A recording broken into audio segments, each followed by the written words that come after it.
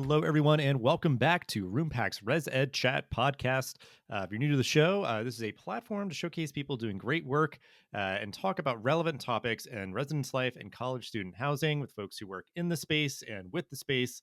And I'm your host, Dustin Ramsdell. I use he, him pronouns. We are talking today with Brian Hopkins from ACPA. And Brian, if you want to just introduce yourself really quickly, and since you are part, of the ACPA organization as we're recording this, recently had their annual national conference. So if you want to just kind of reflect on that experience quickly as you're sort of like telling us how you got to be where you are today and be a part of that event. Yeah, thank you so much, Dustin. And hi, everyone. My name is Brian Hopkins. As Dustin shared, I use he, him pronouns.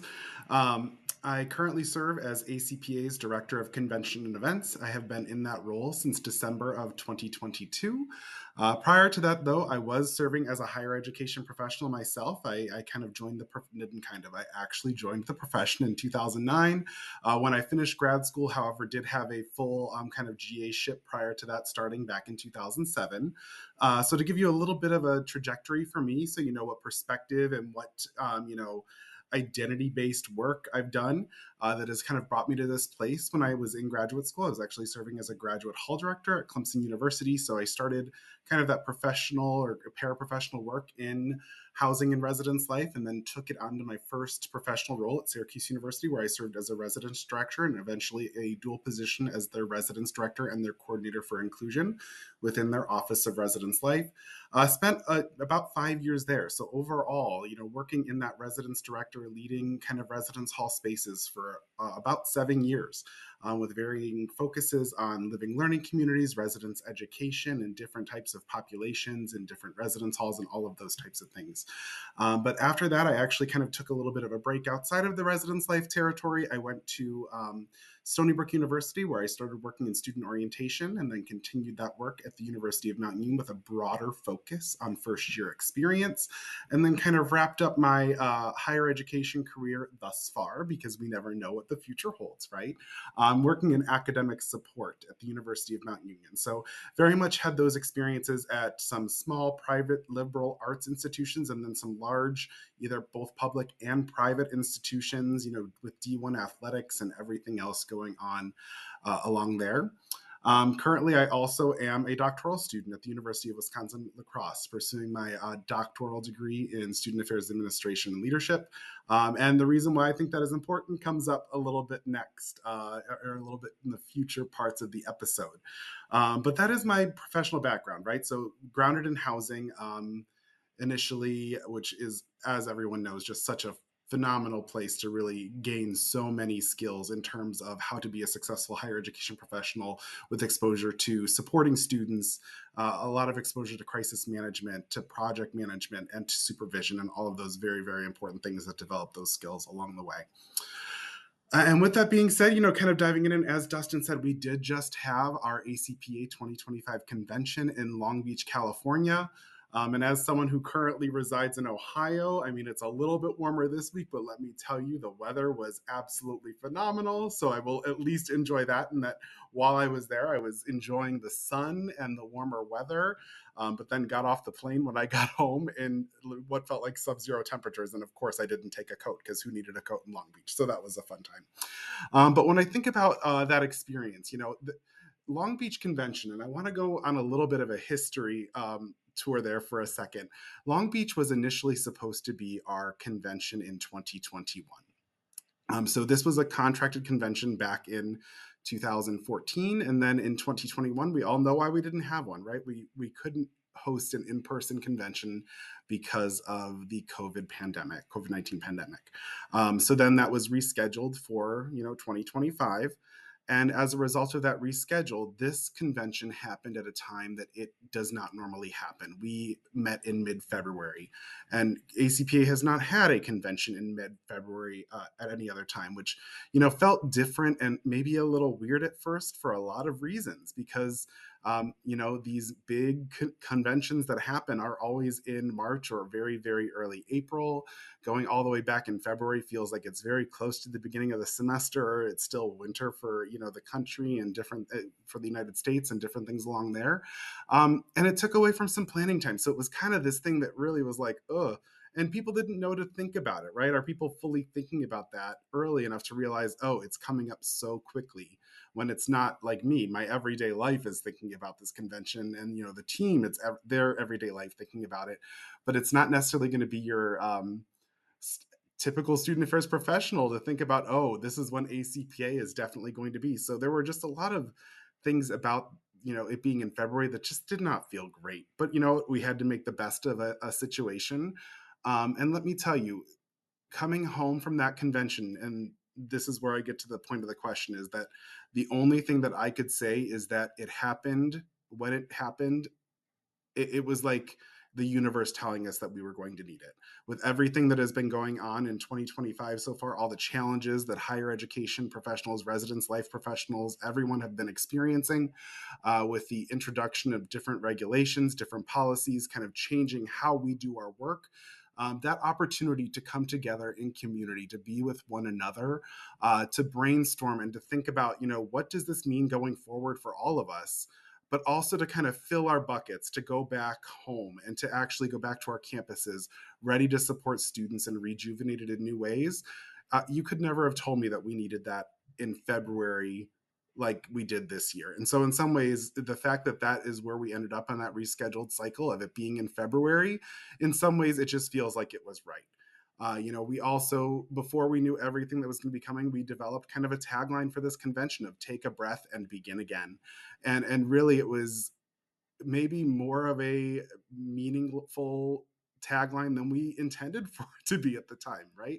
We initially were thinking about it from the weather of coming here in the middle of winter into this sunny location and being able to just, get off of a plane and hopefully enjoy some very nice weather, which was going to be fantastic for all of us. It's how we experienced our site visit when we were planning the convention. However, I think it took on a very new meaning for all of us, who were there, and for all of the members that we were serving in that time, because never more before have I thought about a time in higher education where we really need to take a breath, come together, and begin again because of all of the changes that are happening, in the world today.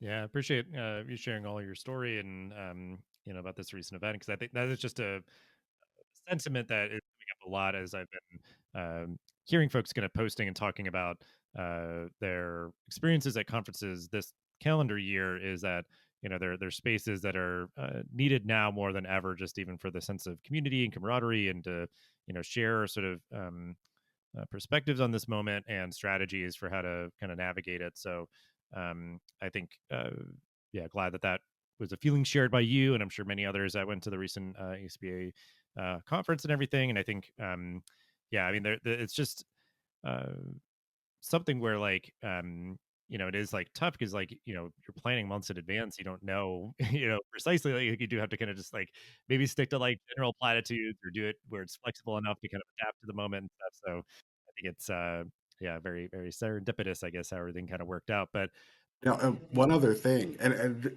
Dustin, I'm sorry to interrupt you there, but the one other thing that I did not say and that just popped into my mind based on when you said that, the dear colleague letter that I'm sure you've heard about and everyone's talking about these days, it was released the Friday before convention, right? So like I'm already on site getting ready to implement convention, and we have this huge announcement of some kind come out that is something everyone's going to be talking about, and I think that again that was just a timing that felt right, in that people were going to need to talk about this and figure out how to respond. And we also saw folks having to respond on their campuses instead of being able to take the time away from the convention a little bit while they're there. And I think them being together while they had to do that was also something that was just the support that folks needed in the time. yeah, that's crazy to think because I mean, like, so much has happened in such a short period of time, and we're recording this like mid March, and I think it's just even the like, there's a lot of ambiguity. There's obviously a lot of just uh, rug pulls and different things, and then even just the kind of back and forth where something won't be put down, and it's there's some sort of injunction or stay, or whatever. Like, so it's just like a tough moment where that's where even if it's like, well, we don't even know what it's going, what things are going to look like in the next few months, but we at least just we need each other. We need sort of the fun. We need the camaraderie. We need this sort of celebration and sort of affirmation that what we're doing matters, and feel the sort of inspiration, motivation to keep pressing onward. And I think something I always just appreciate about those kind of spaces and places, especially now, like, working in the way that I do, it's sort of my full-time work of, working remotely, but still with institutions and everything. Just, I find so much more value now, being in community with, fellow higher ed folks. So you'd mentioned you started at ACPA a few years ago. So I mean, it's always interesting for us, I think, to uplift stories. Folks that have made transitions from working at one institution to working with many. So to zoom in on that particular moment, what was sort of like the push or pull kind of factors that were on your mind, and just kind of talk through that moment and the transition and any sort of like kind of culture shock pieces or whatever else comes to mind. But I think you know I want to kind of hear, your reflections on that moment, but also just generally, like, how has working at ACPA kind of like changed or affirmed your perspective on like the work generally? I mean, because obviously even your background is just generally sort of student support, student affair, like it's those sort of like broad buckets of all the different, kind of forms that takes and everything. So I think we'll kind of keep this conversation to that sort of general sort of vernacular and everything. But yeah, just like what was that moment of transition like, and then like how has the work that you've done over the past couple of years changed or kind of affirmed your perspective on the work? And I love that question. And the thing is that when I think about this transition, what kind of precipitated it was honestly my volunteer work with ACPA. So prior to this job, like I said, I was a higher education professional, and I was volunteering with multiple professional associations within different capacities, but all of them within kind of an event planning, conference planning perspective. I was doing that with NOTA, the Association for Orientation, Transition, and Retention in Higher Education, as well as with ACPA. So I think that in many ways, though, that volunteer work is what created a lot of the passion that I have for this kind of work, and where I saw that I could make a difference for the field, and where I was enjoying spending time. So when the opportunity presented itself, I approached Trisha, who is the deputy executive director for ACPA, at one of our conventions, and I said, "Hey, I'm thinking about this as a possible next career move. Like, I love working on campuses, but I also really love this work, and I think I might have an interest in doing it full time." And she, being the supportive person that she is like, "Oh yeah, let's talk about that." And little did I know that within not too far off of an opportunity would be presented for me to actually apply to a job at ACPA. And that's kind of what felt like right, because I was getting that itch, and I had some mentors who were kind of saying, "Hey, you're really good at thinking about this big picture.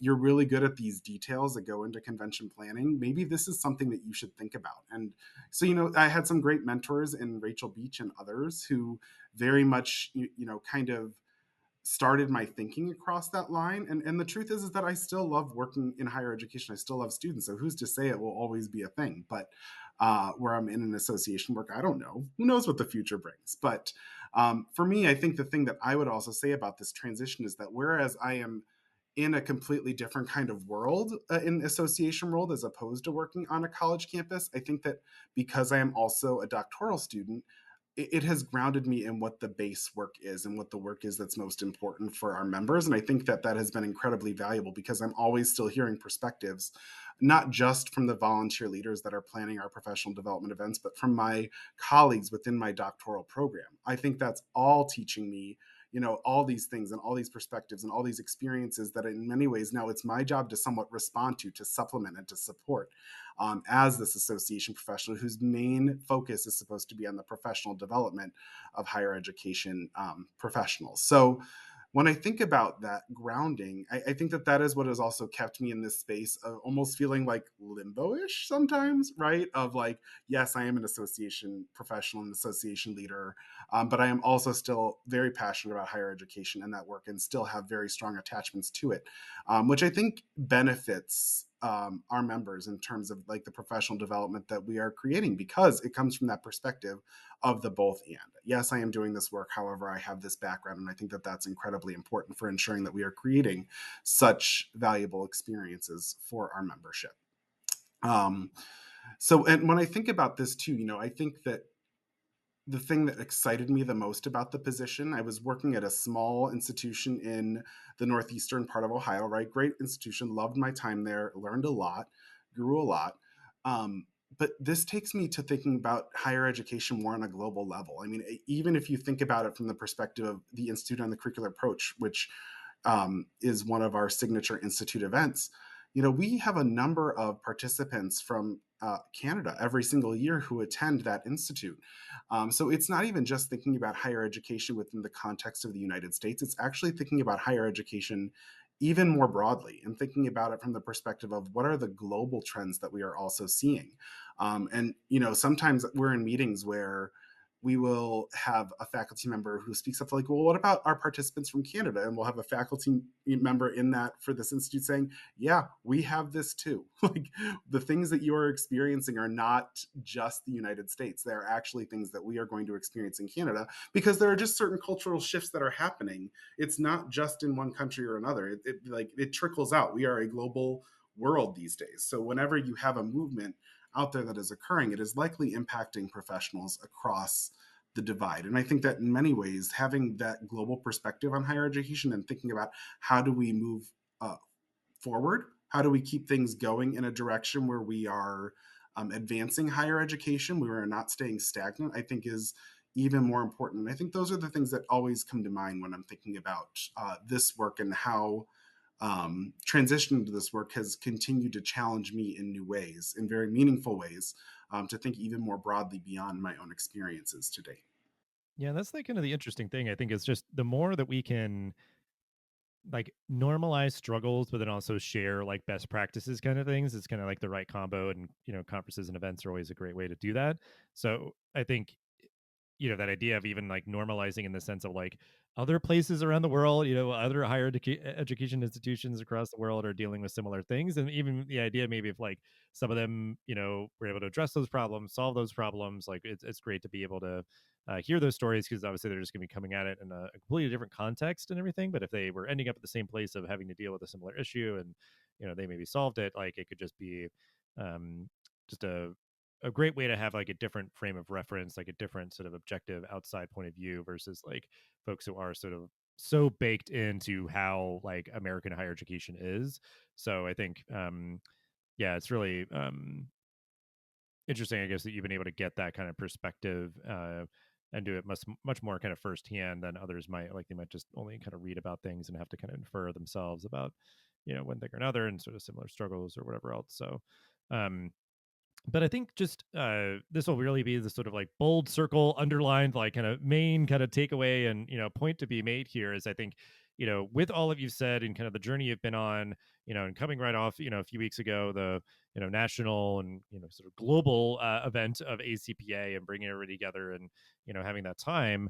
What do you think makes organizations like ACPA important, especially like right now at this moment for higher education? Because I think again, like ACPA had like its recent like 100-year anniversary, and those sort of things. Like there these long-standing institutions through these huge moments in our history as a society and everything. But I think just making sure that we take kind of the time and space here to recognize, why they're still relevant, why they're still important, why we need to kind of keep sort of showing up, investing, and supporting these kind of organizations, the work they do. Like, what's your perspective on why organizations like ACPA are important, especially right now? Yeah. In full transparency, I'm going to repeat a little bit of something that I already said. And because I think it is one of the most important things, especially right now, and this is based on my experience in Long Beach at ACPA 2025. But I think that one of the most important things that we are doing right now is we are creating space, right?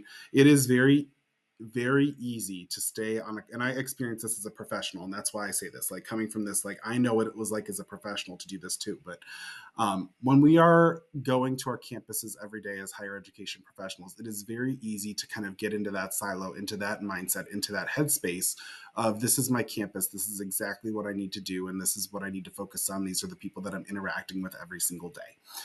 And that's important, right? Those are your colleagues. Those are the relationships that you are going to have to collaborate with one another. Those are the people who you can in person bounce ideas off of every day. And there's a lot of generative activity that can happen in those kinds of spaces. However, it becomes groupthink in many ways, right? Because you only have this one perspective. And I think that at times of change, one of the most important things that we need to do is create that space for individuals coming from different institutions and different perspectives and different experiences with how institutions are responding to different trends, to different policies, different regulations. I think that creation of community and that generative kind of um, dialogue around these topics is so important, because I think that we need to make sure that we are educated and that we are educating higher education professionals to be on their campuses and do their best work to make sure that they are supporting students holistically and fully, to kind of create, the generation of tomorrow, of an educated society. So when I think about that, I think that, that creation of that space to build on the knowledge and the experience that you have of one another, to educate yourself more fully, so that you can be a more proactive and responsive professional, is incredibly important. Um, I also think that it's incredibly important because, there are so many times, and we see it especially in these changing times, where professionals are not getting the support that they need on their campuses from, their supervisors or from their leadership. And I think it's important in those contexts that we are creating those spaces for individuals to feel supported, to create mentorship opportunities beyond their campuses, maybe even beyond their graduate programs and what they've had, to, establish those relationships, to get to know others who are doing similar work at different institutions, to kind of build on the programs that we're already doing and the best practices that are there. The truth is that there is so much great work that is happening out there, and I have always seen my own kind of development and my own building of that professional work, and that it truly impacts my campuses when I've gone to conferences and come home with an idea, because I'm not sitting in a session saying X university did this. I'm thinking they did this because of this. How do I make that work on my campus? Right. So it's kind of that thing of very much planting seeds, watering seeds, creating these generative ideas that very much keeps your campus from getting too lost in the weeds and only in their own think. You've got to know what others are doing in order to make sure that you are continuing to think strategically and plan your way forward. And I think that, when I think about associations, I think we are creating those spaces to share knowledge. We are creating those spaces to share best practices and what are these high impact work practices that we can implement to really make meaningful change within higher education. But also, how do we create this supportive community so that individuals who maybe aren't getting that support that they need to be the best human and the best professional they are, how do we create that? How do we cultivate that? And that is the kind of work that associations, I think, are very, very important in doing. And I think the other thing that we makes us important is that we aren't just looking at an individual state or an individual country. We are looking at higher education and thinking about higher education from a much bigger picture. And I think that sometimes that's very important, because you can't operate in this little bubble, right? We need to think about everything from a much broader perspective. And I think that associations create the opportunity to do that, because that's what we're doing, right? Like, I spend every week not just looking at what came down from the federal government, but, I get information about here's all the stuff that's going on in different states. And that's the kind of stuff that helps inform my work as an association professional and how I best support our members.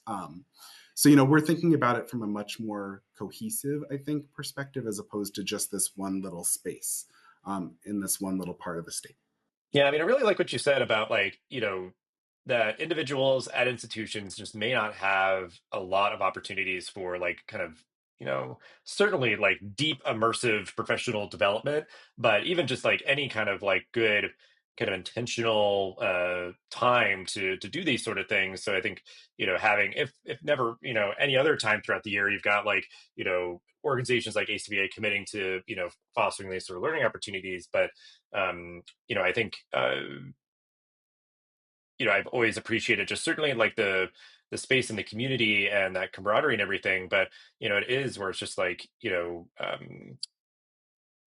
organizations like ACPA, like there's a broader, larger higher ed context, like trying to bring in as many kind of diverse perspectives and backgrounds and institutions and all those sort of things and different like the keynotes and stuff. And it's just I don't know. I think it's always going to be a kind of a tall order. You're never going to make everybody happy, but like just the idea of like you got to try, you got to do something, and the idea of like it's always going to be a little different flavor, as time goes on, and just adapting, with the times over 100 years and stuff. Like it looks different now than it did before, but even some of the core values kind of sticking true and kind of staying strong throughout all that time. So I think yeah, I mean, and certain, I'm sure in certain people's perspectives and minds, it's like, oh, well, how can an organization like this stay relevant over 100 years? It's like, I mean, how can it not? Like, just the idea of like these convenings and just sort of like bringing people together to do show and tell and talk shop and troubleshoot things and yeah, understand just sort of like what's going on that might be informing where it's like, oh, I think we're good, we're doing the right things or whatever else, or it's like, oh my gosh, yeah, I kind of had this blind spot I need to really kind of recognize and interface with to figure out how we can integrate that into our strategy and everything. So um, yeah, I don't know. I think it's uh, just valuable for its nature of what it does, and I don't know, just yeah, like further thoughts, I guess, on just sort of like different ways that ACPA kind of stays relevant and stays important. And I think the other thing that we do, and I mean, I think we stay relevant because we have great volunteer leaders and great leadership that very much is making sure we do. Like, we cannot be stagnant. We always need to be educating ourselves. And I think that that is what's important, is that just as I say, higher education professionals shouldn't be doing that, I can't be doing that either, right? I need to be always reading, always learning more. And especially as me coming out of a doctoral program, I think that I've got all this knowledge right now, which is fantastic, but I need to make sure that that knowledge keeps growing after this. And I can't just kind of fall on the laurels that maybe that has been good enough up until this point. But the other thing that I would say about ACPA and what makes us so important, and I think for so many professionals, is that when we create these spaces, these in person experiences, particularly at convention, but I would say even at others, we do very much value the kind of importance of creating an affirming space for our members, for our non-members, for anyone who is coming to our space. And we encourage folks to come as their own true authentic selves. And a lot of times we hear people say, like, I can't be my true authentic self on my own campus. I don't fall into that, what is expected in that kind of norming of this campus culture. And so creating that space where individuals can come together and express themselves in the way that is most true to themselves, I think creates an opportunity to very much focus on the humanity of all of us too. And I think that that humanity is critical, especially in these challenging times. So creating that space, I think, is, I believe, and I know actually, I don't think, I know, is just so important to making sure that we are supporting higher education professionals in a way that allows them to express themselves, to learn as themselves, and then to go back onto their campuses and to create what is really a more dynamic space for their students and for their other colleagues. Right. Like, I mean, like seeing other people, even again, just like troubleshooting similar things, but just like, yeah, how people sort of like authentically show up or, talk about their stories and stuff like that. And I think to your point of like having the spaces that help to foster lifelong learning, 'cause I think anymore, on one hand, it's like, yeah, there's, learning can happen anywhere and everywhere. Like, there's no shortage of YouTube videos or this, that, the other to like pursue, but like a uh, curation of it that like organizations can do, different professional organizations can do, I think really tries to help people learn the right things in the right way at the right time versus relying on just sort of like ad hoc kind of random kind of occurrences and stuff. But yeah, just like the lifelong learning being important, the um having these spaces that people can show up into kind of authentically and having other people see that and hopefully being inspired by that or sort of affirmed by that. And um I think yeah, it's one of those things where I think to kind of some of the points I'm making before too, like people could kind of take something like this for granted, like it's been here for a long time. I'm sure it's going to continue to be here for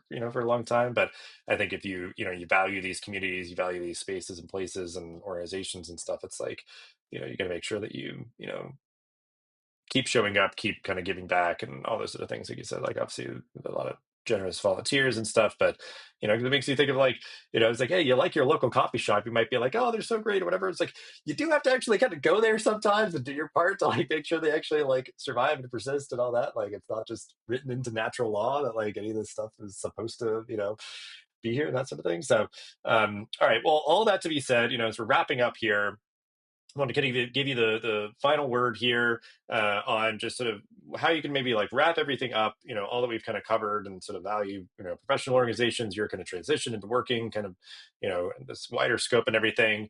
Uh, what advice would you have right now, particularly for, the residential education, res life professionals out there right now?